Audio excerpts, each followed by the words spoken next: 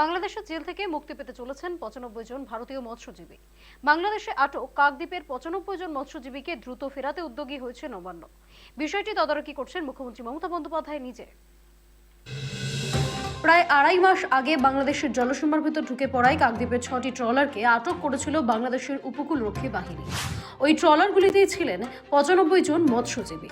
প্রত্যেককেই গ্রেফতার করা হয়। এবার বাংলাদেশের জেল থেকে মুক্তি পেতে চলেছেন গ্রেফতার হওয়া সেই ৯৫ জন ভারতীয় মৎস্যজীবী। গত বৃহস্পতিবার বাংলাদেশের স্বরাষ্ট্র মন্ত্রণালয়ের জননিরাপত্তা বিভাগের উপসচিব লুৎফুন নাহার বিজ্ঞপ্তি দিয়ে জানান, ওই ৯৫ জনের বিরুদ্ধে সামুদ্রিক মৎস্য আইন ২০২০ অনুসারে যে মামলা করা হয়েছিল তা প্রত্যাহারের সিদ্ধান্ত নিয়েছে অন্তর্বর্তী সরকার। আটক ৬ ট্রলারকেও ফেরানোর সিদ্ধান্ত নিয়েছে ঢাকা। ৯৫ জন মৎস্যজীবী বাংলাদেশে গ্রেফতার হওয়ার পরেই মৎস্যজীবীদের একটি সংগঠন সেই সময় প্রশাসনের দ্বারস্থ হয়েছিল তাদের ঘরে ফেরাতে। বিষয়টি মুখ্যমন্ত্রী মমতা বন্দ্যোপাধ্যায়েরও নজরে আনে সংগঠন। তারপরেই বাংলাদেশে আটক কাকদ্বীপের ৯৫ জন মৎস্যজীবীকে দ্রুত ফেরাতে উদ্যোগ নিয়েছিল নবান্ন। বিষয়টি তদারকি করছিলেন মুখ্যমন্ত্রী মমতা বন্দ্যোপাধ্যায় নিজে। রাজ্যের তরফে কেন্দ্রের দৃষ্টিও আকর্ষণ করা হয়েছিল। নিয়ম অনুযায়ী যাবতীয় পদক্ষেপ করা হয়।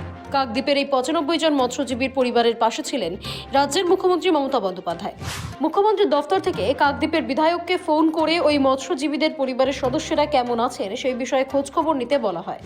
জানা গিয়েছে খুব শীঘ্রই ওই মৎস্যজীবীদের ছেড়ে দেওয়া হবে। অন্যদিকে ভারতে আটকে থাকা ৯০ জন বাংলাদেশি মৎস্যজীবীদেরও ছেড়ে দেওয়ার প্রস্তুতি নিচ্ছে কেন্দ্রীয় স্বরাষ্ট্র মন্ত্রক। এই খবর পেয়ে স্বাভাবিকভাবেই খুশি ওই ৯৫ জন মৎস্যজীবীর পরিবার। ব্যুরো রিপোর্ট, সময়, কলকাতা।